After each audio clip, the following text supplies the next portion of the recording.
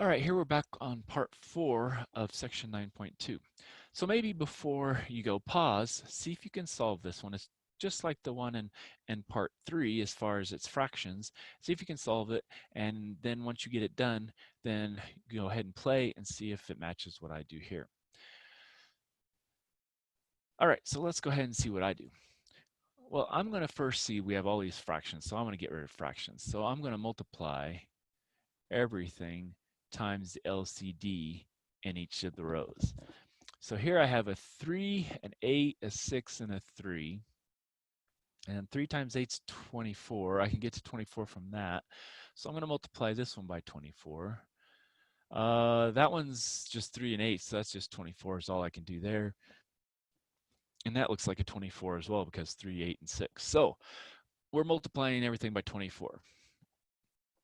So minus 8x, because 3 cancels and gets 8, and it's minus 8. 8 goes in here 3, so that's going to be minus 3y. 6 goes in here 4, so I have plus 4z.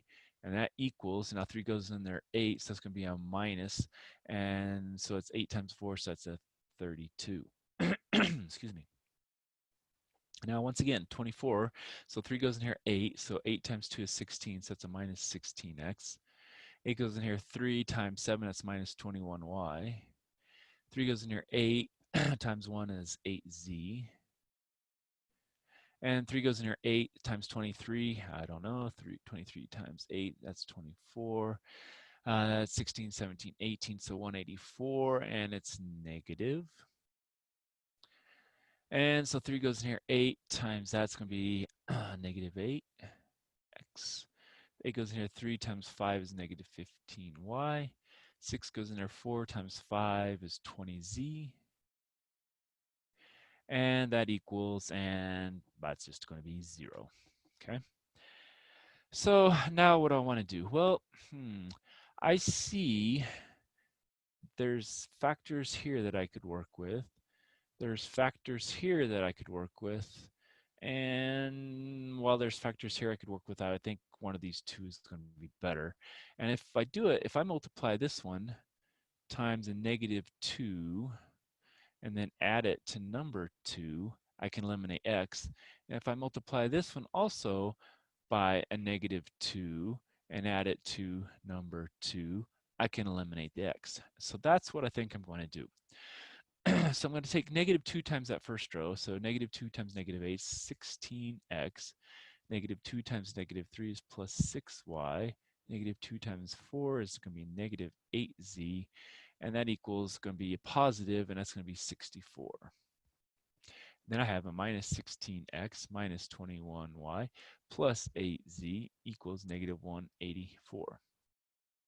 Well, guess what? We get 2 knocked out on that one. So we lost 2 variables pretty quickly. Maybe we'll do the same thing on the next one. I don't know. So that's a minus 16x minus 21y plus 8z equals negative 184. And now I'm taking this one times negative 2, so that's a 16x, and then plus 30y, and then that's going to be minus 40z, and that equals a 0. So not quite so many things knocked out here. All right, so what am I going to do here? So when I do this, I think what we'll do is, that's kind of weird how that knocks out. So let me check and see if I do all my calculations, if that really does fall out like that. It just seems weird. So minus 2 times that, it's going to be plus 16. It's going to be plus 6. That's going to be minus 8. And then, okay, so, all right. So this is going to be minus 15y equals, and that's going to be a negative. And if I put 184 on top, that's going to be a 0. That's a 2. And that's a 1. Okay. So that looks good. So divide by negative 15. And so y is going to be positive. And if I take this times 8, that will give me a 40. 8 and 4 is 12. So that's going to be an 8. Okay, so that gives me this one. Now I have to go ahead and solve this one because now I need to have something in terms of y and z, so I can plug that y into here to get a z. So 30 minus 21 is going to be 9y. 40 and minus 8 is going to be a minus 32z, and that equals negative 184. Okay, and so if I do that, what do I do? Now I'm going to plug in 8 times y, so 9 times 8 minus 32z equals minus 184. So that's the 72, so I'm going to subtract 72. So minus 32z equals, and that's a minus and a minus, and so they add, and so it's a 6, that's 14, 15, that's a 2, and it's a negative, divide by negative 32, and so z is going to be a positive, and if I plug 8 times, that's 16, that's 24, 20, that'd be 8 as well. Okay. Now I can plug this into one of the original equations, or I can plug it into something up here. Let's do the bottom one because we have a 0 here. It makes it a little bit easier, I think. So we'll have a negative 8x minus 15 times 8 plus 20 times 8 equals 0. All right, so making sure we do all the math right. So 15 times 8, that's 40, that's 120, right?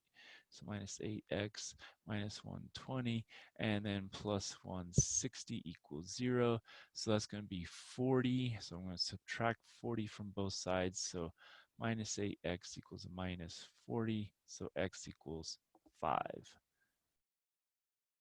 So I have the triple 5, 8, 8. And that is supposed to be my solution. So let's check it by plugging everything back into those original equations.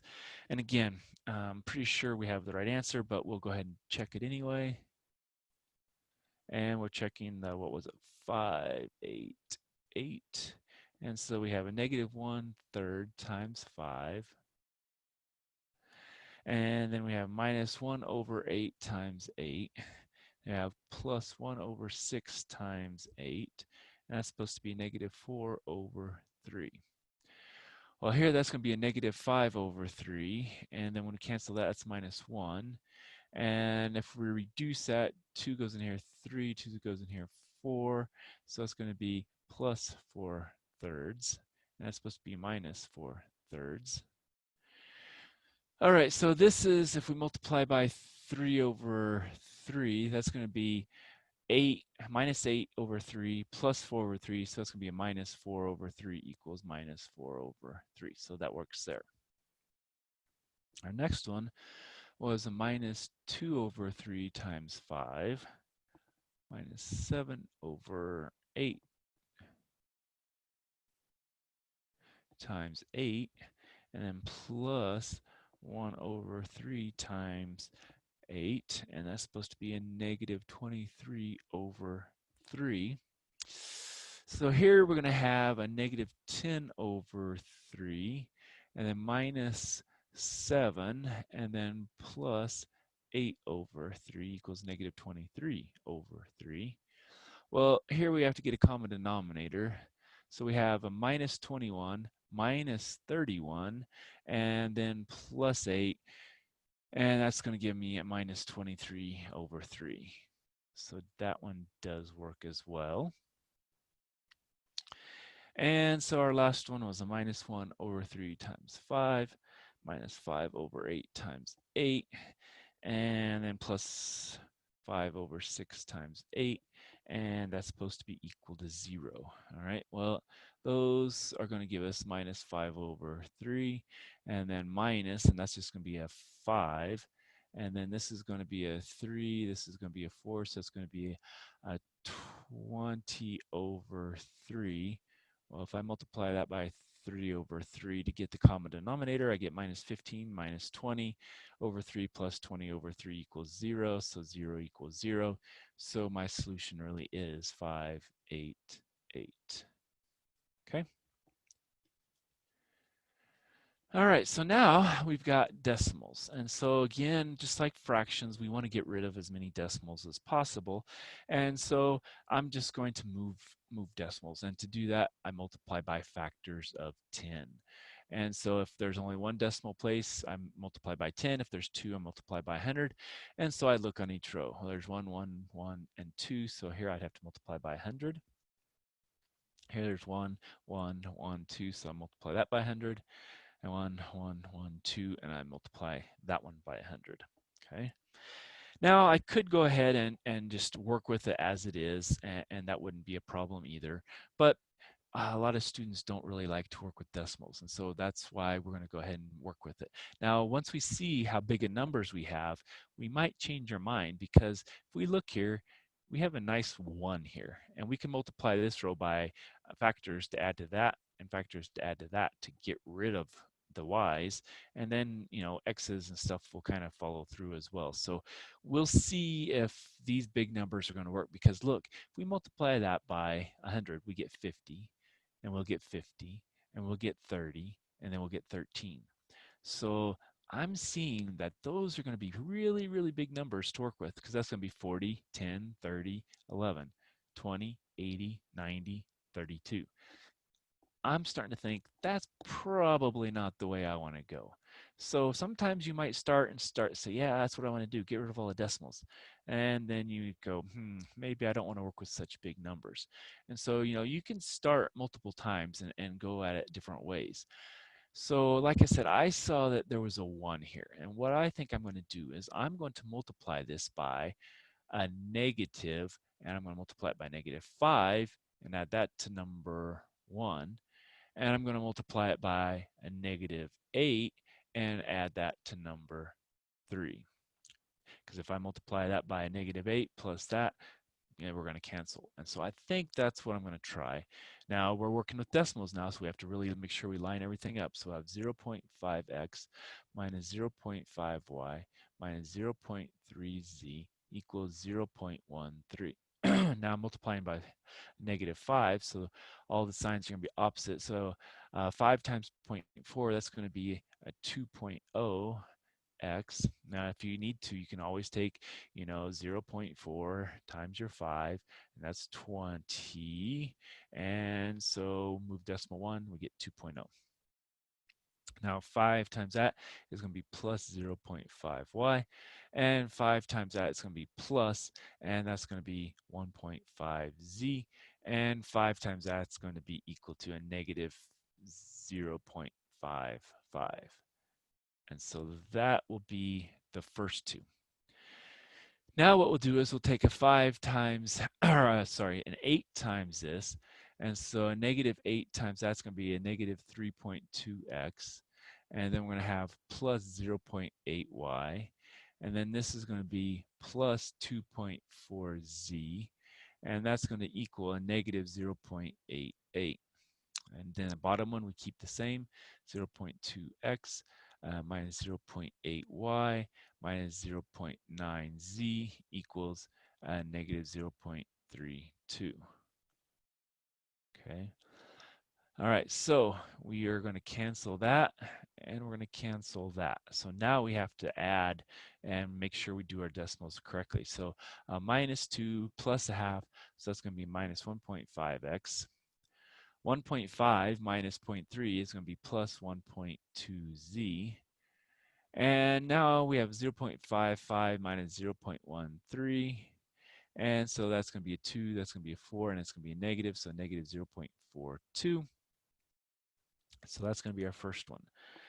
All right, so now what do we do? Well, now we move over here and we say, okay, minus 0.32 plus 0.2, so that's going to be minus 3x. And 2.4 and 9, so we're going to have plus, and it's going to be, so 9, 1.5z. And then we add those two together, so we're going to have a negative. That's going to be a 10, and 8, 9, 10, 11, 12. So 1.2, negative 1.2. Okay. So 3x 1.5z minus 1.2. All right. So, and again, we can drop that 0 once we start on to the next one, but since this has 2 decimals, we can keep it lined up a little bit. Now I look and I see I have this equation and I have this equation. So I have a 3 and a 1.5. Well, what do we do to get 1.5 to 3? Multiply by 2. So if I multiply this by a negative 2, I should get the opposite. So when I add, the x's will cancel. So a negative 2 times that, that's going to give me 3x.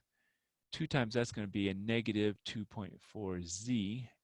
And then that's going to be a negative times negative is positive. So that's going to be a 0.84. And here I have the negative, let's put it on top, it doesn't matter where we put it, negative 3x, and then plus 1.5z equals negative 1.20. Okay. All right, so our x's cancel, and here it looks like we have a negative, and that's going to be 0.9z. Now, sometimes you're going to maybe want to rewrite that. So it's on the opposite side. So that's going to be 0, that's going to be 11. So that's going to be a 6, that's going to be a 3, and so it's going to be a 0.36. It's going to be negative. If we divide by negative 0.9, so what happens is we have to move the decimal once here.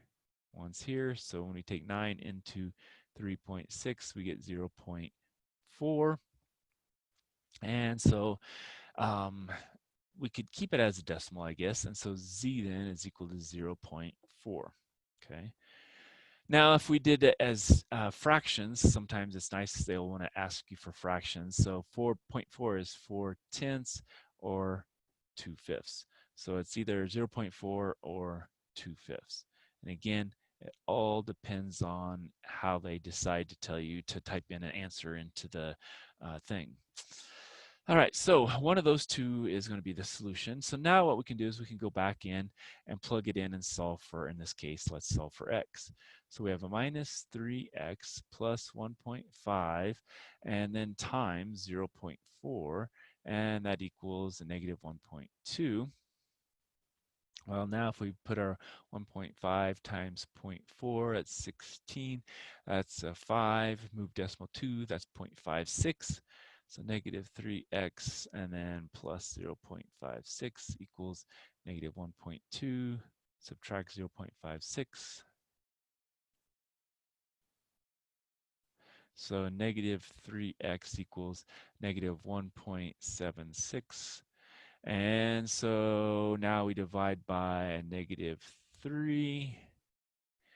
And so then we have probably a mess here. 3 into 1.76. So that's going to be a 5. That's 15. Now, did I subtract wrong anywhere? That's a good question. That's 26 because this doesn't come out nicely.